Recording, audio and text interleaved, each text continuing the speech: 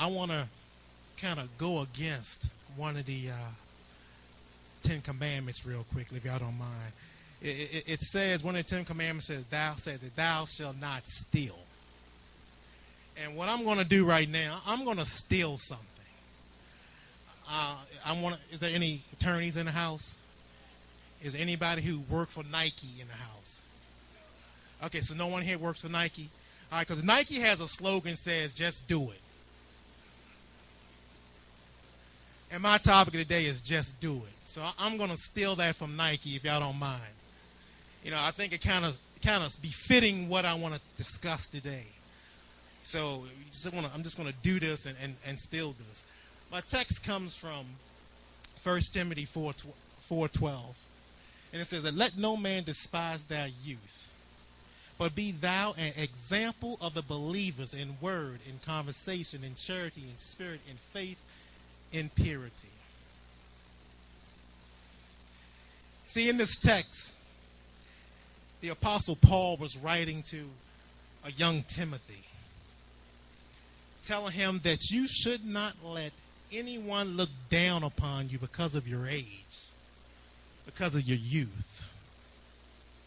See, Timothy was a young man, and a lot of people wanted to minimize his importance because of his age. They wanted to put him down because he was a young man. And because of his age, they didn't respect him. But the Apostle Paul tells Timothy that you shouldn't allow this to bring you down. But what he actually tells him is that, Timothy, you need to set an example for the believers. And you can do that by setting an example in your speech and in your lives and in the things that you do. See, Timothy had to go the extra step to gain the respect of the older people. He was often criticized simply just for being a young person in leadership. I've realized in a lot of churches, not in this church, but a lot of churches, the young people and the young adults are expected to be seen but not heard. Their voice has been minimized. Their role has been diminished.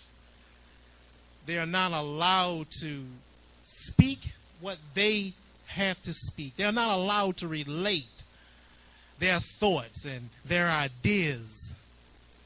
I mean, their opinion has totally just been minimized to the barest of nothing. But Paul, recognizing something in Timothy, he recognized that there was something special about this young man. Paul recognized that there was nothing wrong with Timothy's leadership ability. Timothy was only criticized only because he was a young man. They felt that he was too young to hold any level of responsibility because of his age. A lot of people just would not accept it.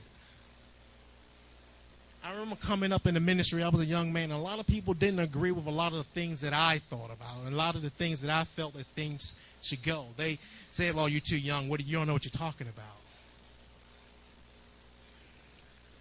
But I continue to push on anyway.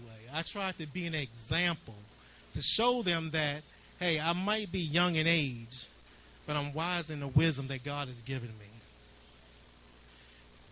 So Timothy had to set an example. He had to push a little further, push a little harder to be accepted.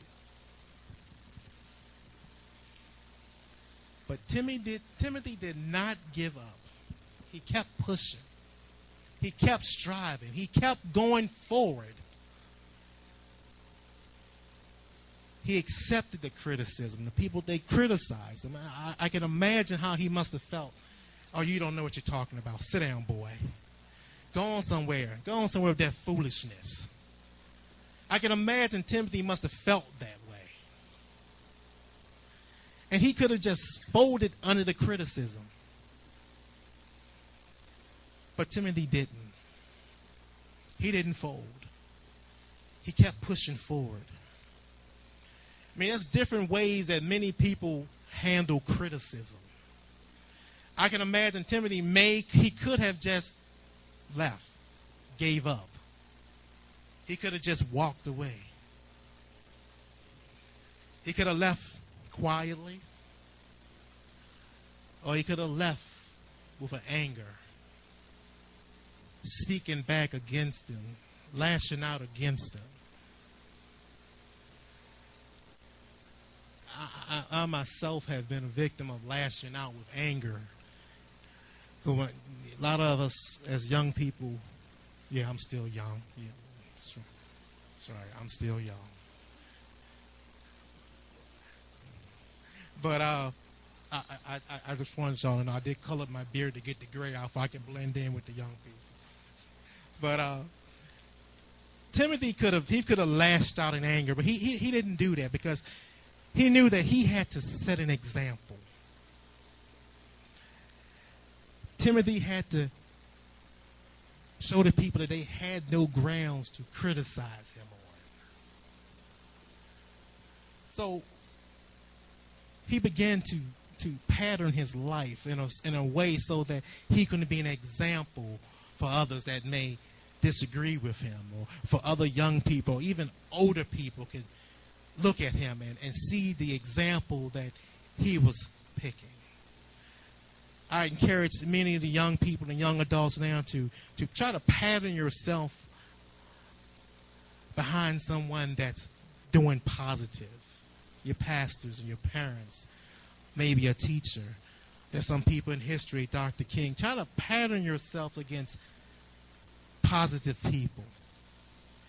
It can only lead to positive results.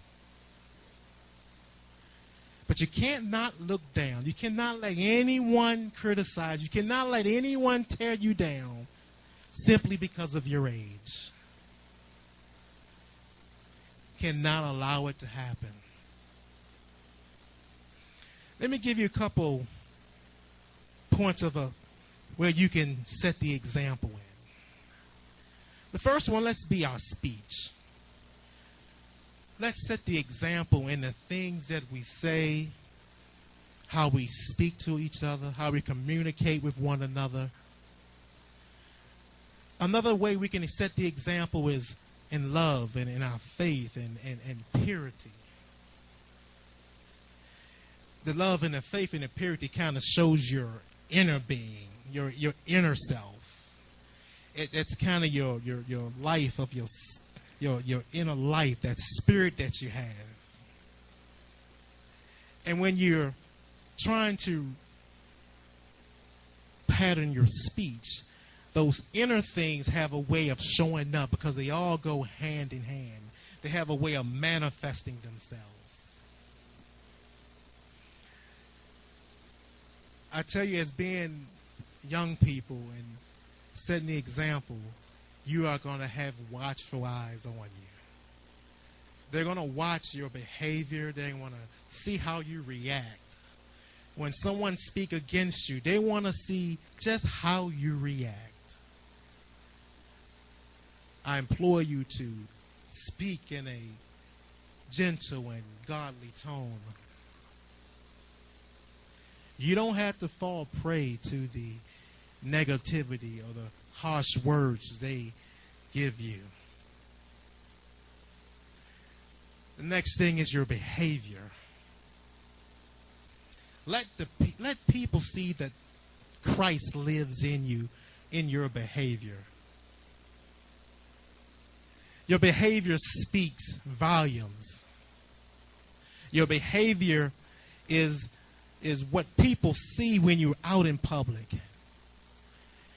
When you're in the household of the Lord, come in, be respectful. Have a respectful demeanor to your behavior. The third thing is in your faith.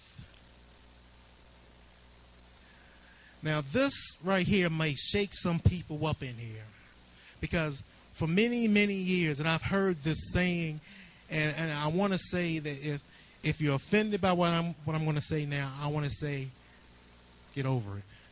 But the church has been lying when saying that the youth is the church of tomorrow.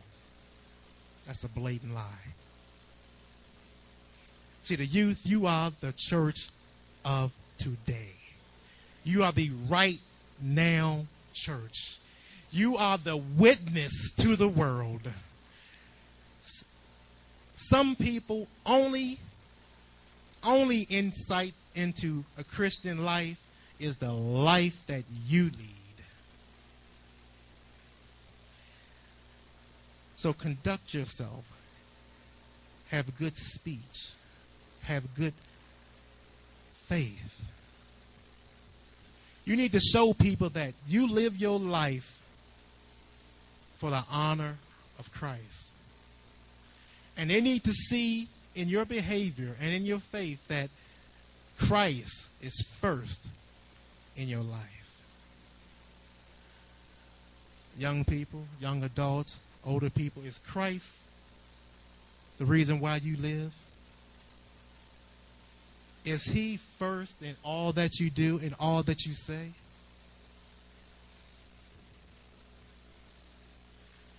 Lastly is purity. And this is where many of us fail in living a pure life. A lot of us feel that, well, I'll make a mistake. God will forgive me because he's a forgiving God. We all have made that mistake. I've made that mistake. But purity simply means to have an undiluted life. You can't cut it. It's undiluted.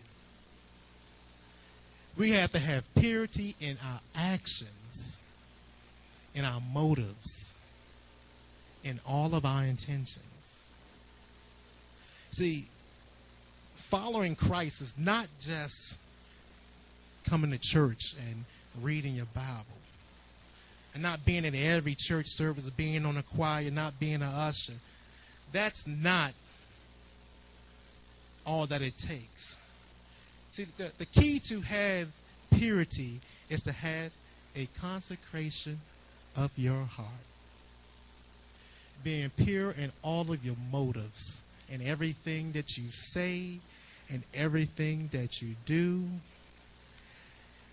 And I will say that this is probably the hardest of them all with the pressures of society to be the number one man or the hottest girl or have the best shape. And young men and young ladies seem to know all the right things to do to break you out of that point of your purity in your living. And I want to say that if you make a mistake and if you go to God with a pure heart, he will forgive you. And that is the beauty of the plan. You are allowed a 180. That's a complete turnaround. That's a half a turnaround, not a 360. Because when you do a 360, you turn around and come right back to the point where you were. What you want to do is a 180, turn around and go back to Christ. Because that 360 is where all of us mess up. God, if you just forgive me this one time, I promise you, Lord, I will not do this again.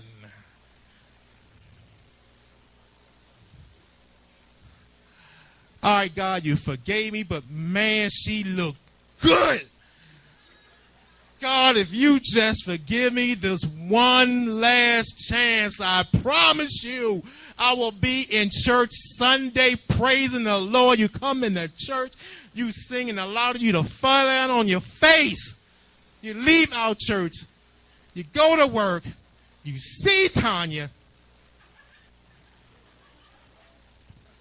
Jesus, Lord, you know something, Jesus. You know I had a bad day. That's what we do with Christians.